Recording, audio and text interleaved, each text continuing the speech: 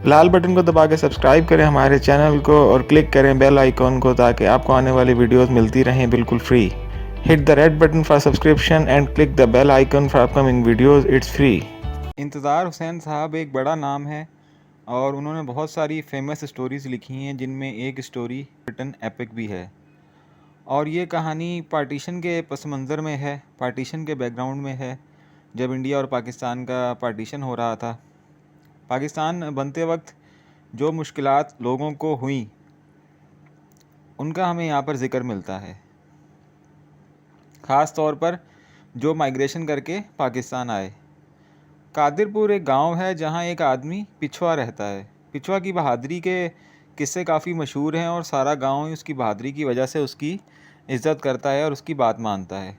पिछवा के बारे में गांव में काफ़ी कहानियाँ मशहूर हैं कि उसमें आम आदमी से भी ज़्यादा ताकत है। पिछवा पाकिस्तान के आइडिया को सपोर्ट तो करता है, मगर जब उसे पता चलता है कि कादिरपुर इंडिया में रहेगा तो वो परेशान हो जाता है। पिछवा माइग्रेशन करके पाकिस्तान चला जाता है जहाँ उसे कोई नहीं जानता। कादिरपुर में तो सब उसे जानते थे, उसकी बात को माना जाता था, लेकिन यहाँ पर उसे कोई नहीं जानता, इसलिए उसे काफ़ी सारी मुश्किलात का सामना करना पड़ता है। पिछवा की पर्सनैलिटी, शोहरत इतनी शानदार थी कि उस पर एक एपिक लिखी जा सकती थी, लेकिन कोई राइटर ये नहीं लिख पाया, इसलिए राइटर ने शायद इसका नाम अनरिटन एपिक लिखा है। इस कहानी का आगाज़ होता है तो कादिरपुर पर जाट्स हमलावर हो रहे होते हैं। गांव के सब लोग जानते थे कि पिछवा जो है ये क्लब फाइटिंग के आर्ट को बड़ी महारत से जानता है, यानी कि एक तरह का वो एक्सपर्ट है क्लब फाइटिंग का। तो गांव वाले भी इस हमले को रोकने के लिए पिछवा के साथ होते हैं, क्योंकि सवाल यहाँ पर सिर्फ कादिरपुर का नहीं होता बल्कि उनके अनडिफीटेड होने का भी होता है। ये लोग लड़ाई जीत जाते हैं और जब पाकिस्तान बनने की खबर मिलती है तो पिछवा चाहता है कि वो कम से कम दरख्त पर पाकिस्तान का झंडा ही लगा दे, लेकिन फिर उसे पता चलता है कि कादिरपुर जहाँ ये रहता है वो पाकिस्तान का हिस्सा नहीं है। ये सुनकर वो बहुत उदास हो जाता है और सोचता है कि ये कैसे हो सकता है। वो परेशानी में अपने दोस्तों से कहता है कि ठीक है, अगर पाकिस्तान ने हमें अपने साथ शामिल नहीं किया, हम अपना एक अलग इस्लामी झंडा लगा देते हैं। ये सुनकर लोग और ज़्यादा परेशान हो जाते हैं और वो पिछवा को ऐसा करने से रोकने की कोशिश करते हैं। नईम मियाँ उसे समझाने की कोशिश करता है और वो कहता है कि ठीक है, पिछवा उसकी बात मान जाता है, लेकिन यहाँ पर कांग्रेस का झंडा भी नहीं लगेगा, कादिरपुर में कांग्रेस का झंडा भी नहीं लगेगा। नईम मियाँ जो है ये भी कादिरपुर में ही रहते हैं। पिछवा पहले तो इनकी बहुत ज़्यादा रिस्पेक्ट करता था, लेकिन अब पिछवा की बागियाना बातें सुनकर उन्हें डर लगता है। वो घबराते हैं कि पिछवा इस तरह की बातें करता है, तो वो काफ़ी परेशान हो जाते हैं। नईम मियाँ मुस्लिम लीग के सपोर्टर थे और उन्हें ये पसंद नहीं था कि वो किसी गैर मुस्लिम से बात भी करें। अब क्योंकि पार्टीशन का ऐलान हो चुका है तो नईम साहब को ये समझ नहीं आता कि वो क्या करें। अब उन्होंने मुस्लिम लीग का जिक्र करना भी कम कर दिया है।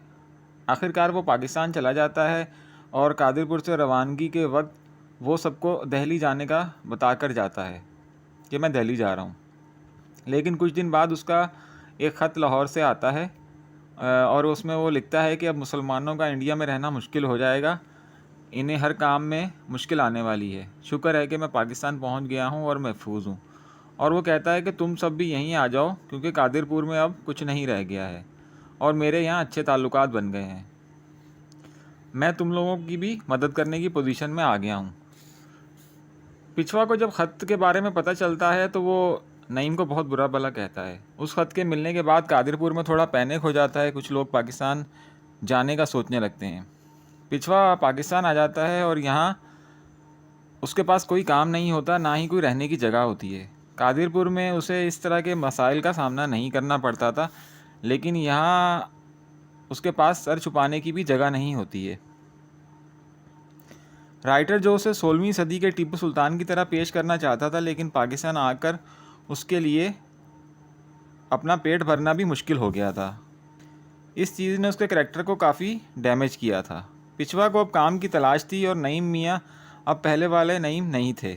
वो पिछवा को झिड़क देता है कि हर कोई पाकिस्तान ऐसे चला आ रहा है जैसे इनके बड़े यहाँ कोई ख़जाना छोड़ के गए हों। उनको ये एहसास ही नहीं कि पाकिस्तान में अब इतना ज़्यादा स्पेस नहीं है नए लोगों के लिए, ज़्यादा जगह नहीं है। कादिरपुर में नईम मियाँ की ऐसी बातें करने की हिम्मत नहीं होती थी, और वो यहाँ आया तो शायद नईम मियाँ की वजह से ही था। पिछवा ने शायद सब कुछ खो दिया था, लेकिन उसने पाकिस्तान की ज़री ज़मीनें देखी तो नईम मियाँ से कहा कि उसे 1 बीघा ज़मीन मिल जाए तो वो बहुत कुछ कर सकता है। बीघा मेरा ख्याल एकड़ से भी कम होती है।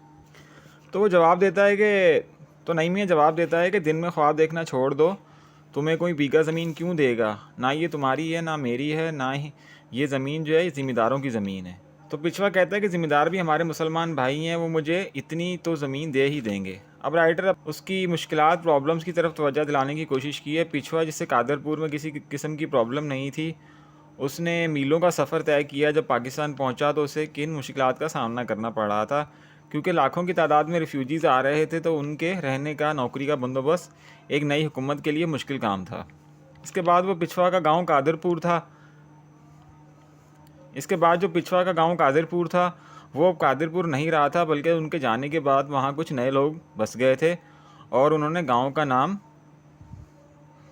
जैतून नगर रख दिया था।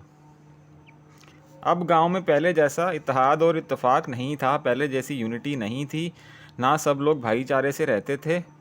और अब जो रेसलिंग एरिनास थे वो भी खाली पड़े थे, और मस्जिदों में भी वो पुराने नमाजी नहीं आ रहे थे।